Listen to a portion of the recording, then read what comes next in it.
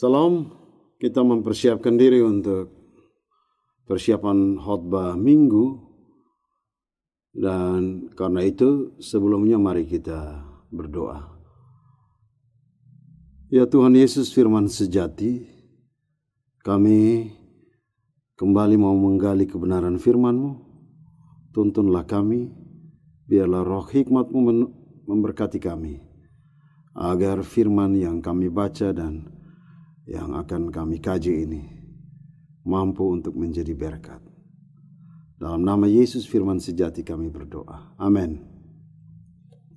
Saudara, bacaan kita terbaca menurut Filipi pasal 2 ayat 12-18. Nanti saudara lihat pada tayangannya atau saudara mempersiapkan Alkitabnya. Dan tema yang disodorkan bagi kita adalah gereja dan budaya pop, sejalan atau bertentangan. Mari kita lihat teks ini saudara, kita mulai dengan pendahuluan. Memang teks ini cukup mendapat perhatian ketika gagasan Paulus soal mengerjakan keselamatan. Jadi ada perhatian juga karena konsep gagasan tentang mengerjakan keselamatan. Mengapa? Karena ketika bicara tentang keselamatan, teologi kita mengarahkan membingkainya dalam dua konsep.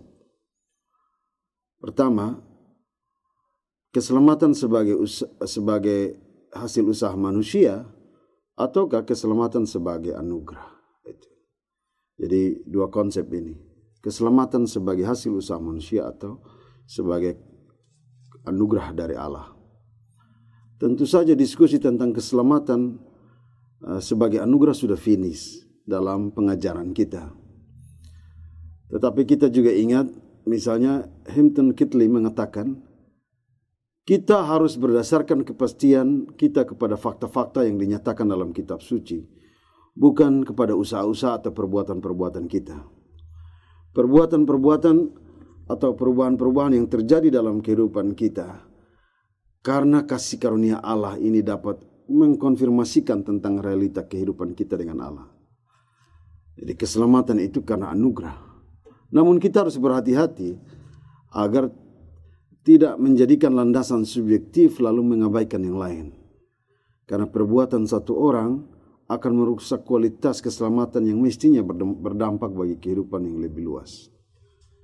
Itulah sebabnya para reformator seperti Calvin, dia ketika bicara tentang keselamatan, lebih mengedepankan aspek ucapan syukur sebagai dasar tindakan kita. Ucapan syukur itu merupakan respon atas anugerah, sehingga kita tidak sangat subjektif dan tidak berdiam diri, tapi kita dituntut untuk aktif mengerjakan keselamatan yang Tuhan anugerahkan. Dalam hal ini Rasul Paulus mengingatkan agar keselamatan menjadi semacam gaya hidup, yaitu kehidupan yang tidak lagi memikirkan diri sendiri, tapi terus memikirkan dan melakukan apa yang berdampak bagi kehidupan banyak orang. Sekarang kita akan mengkaji teks kita. Dalam kajian teks, ketika Paulus mengajak kita mengerjakan keselamatan, maka kurang lebih ada 3 ciri orang-orang yang selalu aktif mengerjakan keselamatan. Hal yang pertama disebutkan oleh Paulus dalam ayat 12, tetap kerjakan keselamatanmu dengan takut dan gentar. Takut dan gentar. Nasihat Paulus ini karena dia kenal betul kondisi jemaat Filipi. Kalau kita baca dalam Filipi pasal 1 ayat 7-8, Paulus mengakui bahwa mereka ada di dalam hatinya. Waktu bersama-sama dengan jemaat Filipi, Paulus menemukan ketaatan jemaat ini. Bahkan jemaat ini adalah salah satu jemaat yang juga mengasihi Paulus.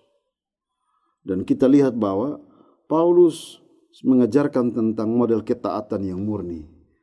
Ketaatan murni itu maksudnya adalah ketaatan yang lahir dari suatu kesadaran, bukan karena perasaan atau karena paksaan, atau dalam bahasa tren sekarang, ketaatan yang hanya semacam pajang status kebaikan. Misalnya kita hanya sekedar tulis-tulis ayat-ayat suci di postingan-postingan kita, Pagi ayat-ayat Alkitab, siang ayat-ayat Alkitab, tapi yang kita heran adalah malam menghujat orang. Jadi itu semacam pajangan saja.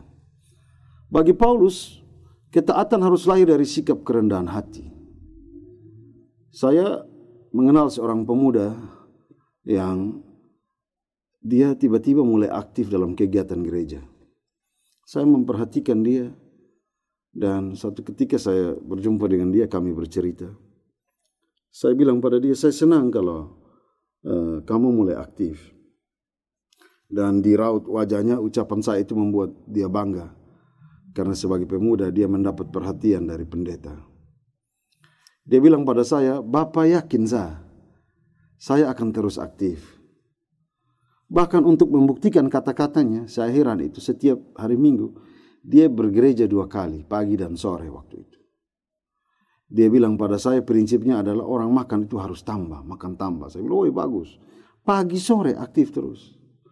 Bahkan supaya saya yakin, dia setiap kali bergereja itu datang duduk di bangku paling depan. Apa yang dia lakukan menjadi percakapan banyak orang. Tetapi kemudian kerajinannya menjadi kendor. Hanya gara-gara cintanya ditolak oleh kawan pemudi yang lain. Dia mulai malas dan hampir-hampir tidak ke gereja. Rupanya ketaatan seperti ini tidak murni. Sebab keaktifannya hanya untuk dilandasi pada menemukan cinta, perhatian cinta. Prinsip ketaatan harusnya dilandasi seperti yang tertulis dalam Alkitab. Ketaatan hanya dapat dilakukan melalui kasih yang kita miliki kepada Tuhan Yesus. Dan keinginan yang dalam untuk melakukan apa yang menyenangkan dia. 1 Yohanes pasal 5 ayat 3 dan ayat 22. Dengan kata lain, sikap hormat kepada Tuhan menempatkan kita benar-benar mengalami kerendahan hati. Orang yang taat itu karena dia menempatkan diri di posisi yang rendah. Dia mengalami semacam transformasi hati, ada kerendahan hati. Kita ingat misalnya dalam bacaan yang lain, Rasul Paulus terang-terangan mengatakan kepada orang-orang Kristen di Korintus, 1 Korintus 4 ayat 18a, beberapa di antara kamu telah menjadi sombong. Sebab apa? Mereka beroleh banyak karunia, tetapi mereka menganggap bahwa karunia mereka lebih tinggi dari yang lain. Dan mereka jelas-jelas telah melupakan anugerah Allah dalam hidup mereka sendiri. Saudara, seringkali dalam menjalani kehidupan Kristiani, ketika kita telah banyak beroleh berkat dari Tuhan, berkat itu bukan lagi dipandang sebagai anugerah dari Tuhan, tetapi kita lalu menjadi orang yang lupa diri, membanggakan diri kita. Bahkan juga seringkali dalam menjalani kehidupan Kristiani kita, ketika kita telah mengalami banyak penderitaan, kita terlalu terbawa dalam derita, sehingga kita melupakan bahwa kesusahan dan penderitaan juga adalah anugerah yang sangat besar dari Tuhan untuk kita belajar sesuatu tentang kehendak-Nya. Karena Paulus menekankan ketaatan yang murni, maka Paulus tidak ingin orang Filipi melupakan anugerah Tuhan dalam hidup mereka. Kita baca dalam Alkitab, kitab Ayub misalnya, menjadi contoh ketaatan. Meski yang kita temukan di situ ada siklus kemapanannya tiba-tiba berubah dan menempatkannya dalam posisi yang terbalik. Tetapi semua tantangan itu justru mendewasakan dirinya dan ia beroleh bagian kelimpahan berlipat ganda. Nah, dalam bingkai anugerah, mengerjakan keselamatan sama dengan orang yang mengatur hidupnya dengan baik dan terus bekerja. Gaya hidupnya hanya mau untuk gaya hidup yang baik, yang sehat, gaya hidup yang mencerminkan diri sebagai anak-anak Tuhan. Bekerja dengan tujuan yang baik, sebagaimana Allah yang terus bekerja mendatangkan kebaikan. Allah yang terus bekerja agar orang-orang percaya tetap menjadi pribadi yang aktif mengerjakan keselamatan. Dengan demikian, ketaatan yang baik, ketaatan yang aktif itu, sikap pilihan hidup pada kebaikan itu, yang kita buat dapat menyebarkan virus bagi banyak orang, virus kebaikan untuk mengejar apa yang menjadi bagian dari keselamatan. Hal kedua, Paulus berkata, jangan bersungut-sungut. Sungguh menakjubkan bahwa Paulus memerintahkan mereka untuk melakukan segala sesuatu tanpa mengeluh, mengomel atau berdebat. Mengapa dia mengatakan ini kepada mereka? Karena itulah masalah di gereja Filipi waktu itu, di antara beberapa anggota. Gereja Filipi bukanlah gereja yang penuh dengan masalah amoralitas, bukan. Tetapi Paulus melihat ada potensi perpecahan dan beberapa ketidakharmonisan di antara beberapa anggota jemaat Filipi. Dia dengan tekad yang kuat memerintahkan mereka menuju kesatuan dan persatuan dengan belajar memelihara perkataan yang diucapkan. Potensi perpecahan itu bisa datang lewat apa yang diucapkan. Dan dia meminta atas nama Kristus dan ke dalam kerendahan hatinya, lakukan segala sesuatu tanpa mengeluh, mengomel atau berdebat, dan kejarlah apa yang baik. Tetapi sebelum kita melihat lebih jauh tentang perkataan, maksud perkataan Paulus ini, mari kita lihat bagaimana sorotan Alkitab tentang sungut-sungut. Misalnya dalam Keluaran 16 ayat 8b, bangsa Israel di padang gurun mereka bersungut-sungut karena ada kebutuhan makan dan minum. Ini sungut-sungut yang tidak rasional.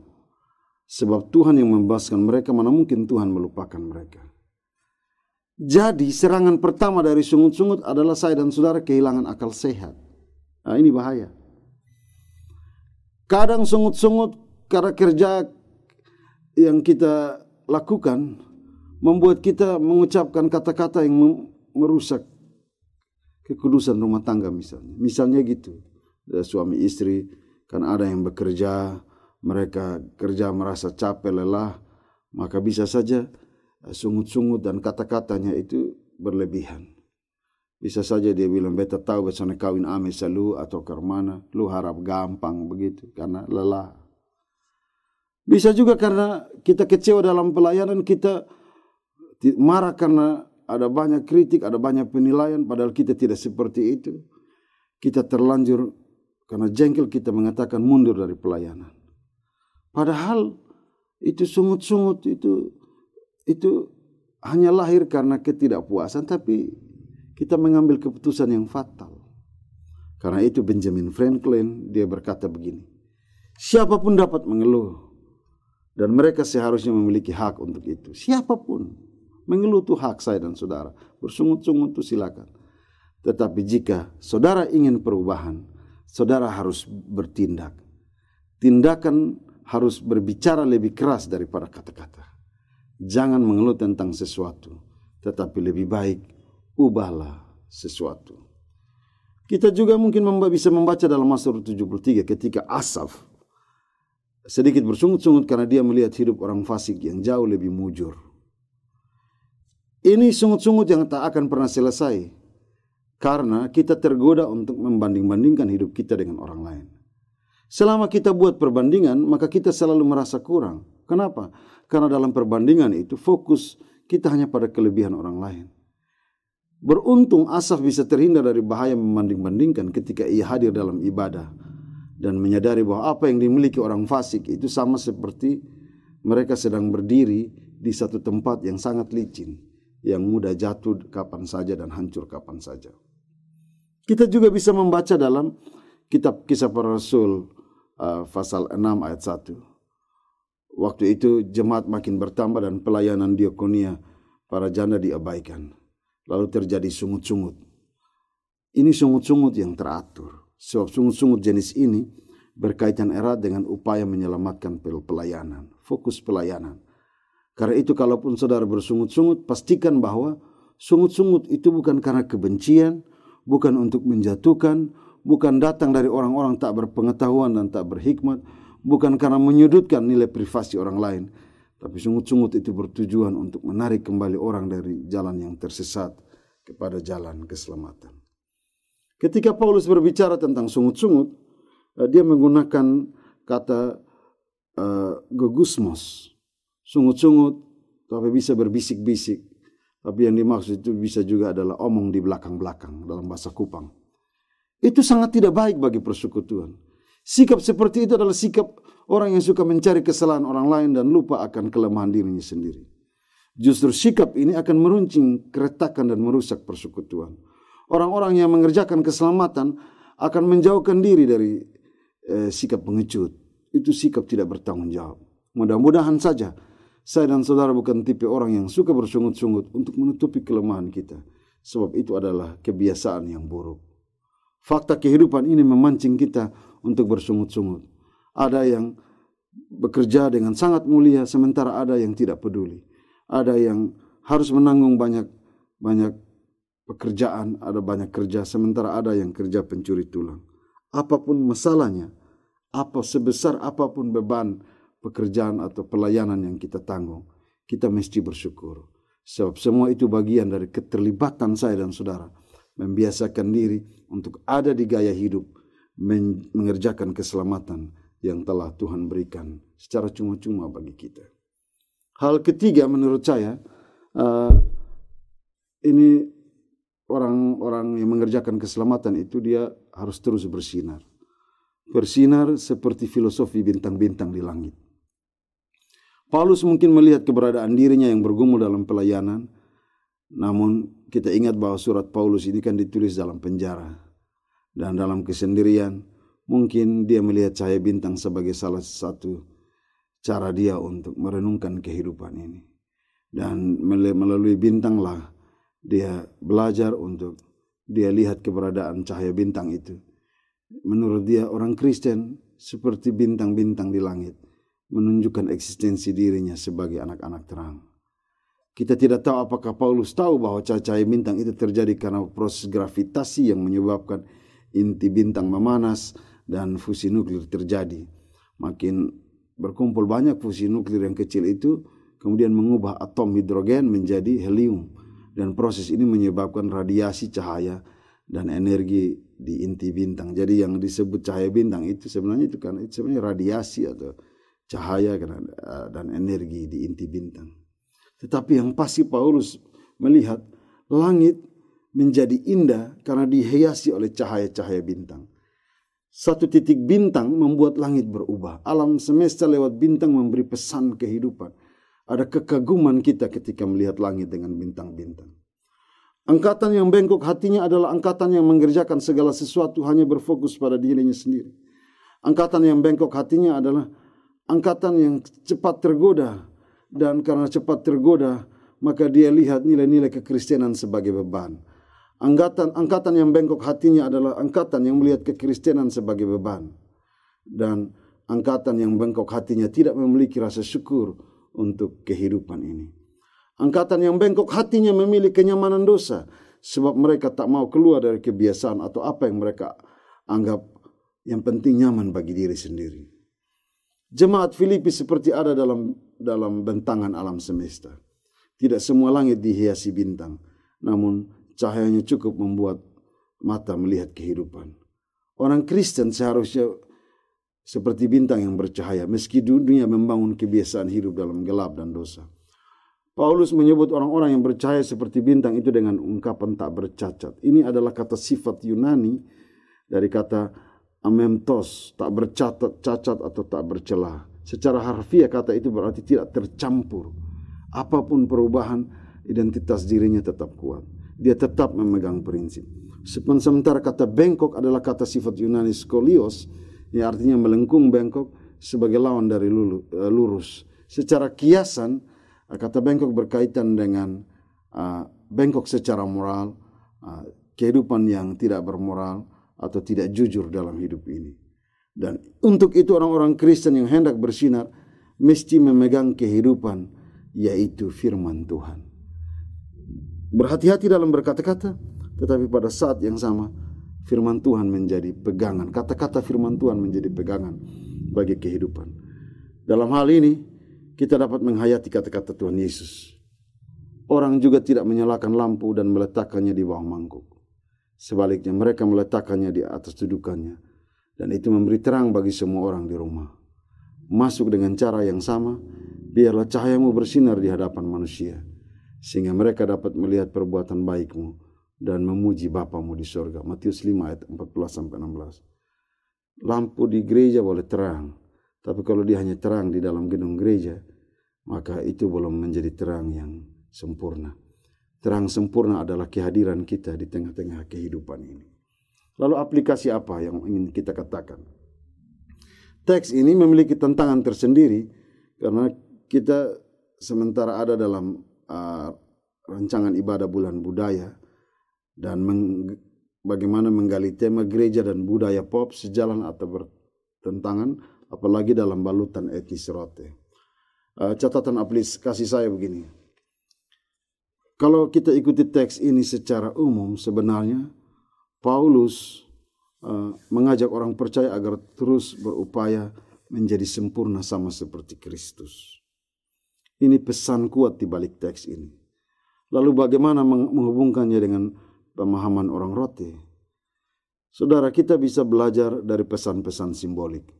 Saya ingat kata-kata Nathan Mitchell, hakikat simbol menunjuk pada segi tindakan yang mengundang kita masuk ke dalam realitas yang disimbolkan. Salah satu simbol yang hendak saya ungkapkan adalah soal tiilanga. Tiilanga adalah topi khas Rote. Dia terbuat dari daun lontar dan banyak orang memaknainya secara berbeda. Kalau menurut saya, sebenarnya untuk mengenal tiilanga, kita bisa melihatnya dari struktur desain dasar pembuatan tiilanga. Ada bagian dasarnya, lapisan atasnya, ada bagian penghias di ujung yang terbuat dari lidi lontar, ada tali yang ditaruh di dagu untuk menguatkan tiilanga ketika dipakai, dan ada antenanya. Jadi kalau tiilanga itu sebenarnya ada 5 struktur desain dasar ini. Kemudian 5 struktur desain dasar ini memberi juga 5 pesan kebaikan. Kalau orang memakai tiilanga bukan untuk gagah-gagahan, tapi dia memberi 5 pesan kebaikan. Biasa disebut melole dalena, itu ada kaitan dengan hati, kebaikan di hati. Melole afina itu ada kaitan dengan kebaikan pikiran kita, cara berpikir kita. Malole dedeana itu ada kaitan dengan ucapan kita. Malole lalakona itu ada kaitan dengan keteladanan hidup, dan malole tataona ada kaitan dengan sikap perbuatan saya dan saudara. Sementara bagian antene bersusun 9 menunjuk pada angka kesempurnaan. Dalam pengertian itu, bagi budaya orang Rote, dengan memakai tiilanga kita bukan untuk gagah-gagahan, tetapi orang Rote mau menunjukkan identitas dirinya. Dengan identitas itu, ketika dia menyampaikan identitas dirinya, pada saat yang sama dia terbuka bagi semua orang. Dan karena keterbukaan itu, orang Rote sangat merindukan satu kebaikan bagi kehidupan. Orang Rote cepat menerima siapapun, yang penting memberi dampak kebaikan bagi kehidupan ini. Orang Rote dengan antene yang dengan 9 itu mahkota itu adalah angka kesempurnaan. 9 itu selalu berarti angka kesempurnaan. Dalam hal ini ketika kita berbicara tentang budaya pop, maksudnya adalah kita bicara tentang budaya populer, di mana manusia lebih suka terbawa oleh arus hal-hal baru. Orang menyebutnya sebagai budaya yang tren dan keren, kekinian. Orang Rote mengingatkan kita bahwa meski kita hidup dalam perkembangan dan perkawinan budaya, kita tidak boleh melupakan identitas kita. Lustig dan Koester mengingatkan kita bahwa identitas itu soal rasa kepemilikan. Jadi saudara dan saya punya sesuatu rasa kepemilikan. Saudara tidak bisa menipu identitasmu. Yaitu bahwa setiap manusia harus memiliki cirinya. Nilai-nilai luhur dapat menolong manusia membangun relasi, kata orang Rote. Kekristenan firman Tuhan itu mengingatkan kita bahwa apapun nilai budaya, apapun yang kita miliki, semuanya harus diterangi dengan terang Kristus. Karena dengan transformasi terang Kristus memungkinkan kita siap menghadapi perubahan, namun tetap menyatakan kebenaran Injil di setiap perubahan. Kita ada dalam kemajuan, tapi kita juga tidak meninggalkan identitas kita. Kita juga ada dalam kemajuan supaya kita juga tidak tertinggal. Amin. Mari kita berdoa. Terima kasih Tuhan Yesus untuk firman-Mu. Biarlah firman ini menjadi berkat dan memperlengkapi kami. Kami percaya Roh-Mu bekerja lebih hebat dari apa yang kami katakan. Amin.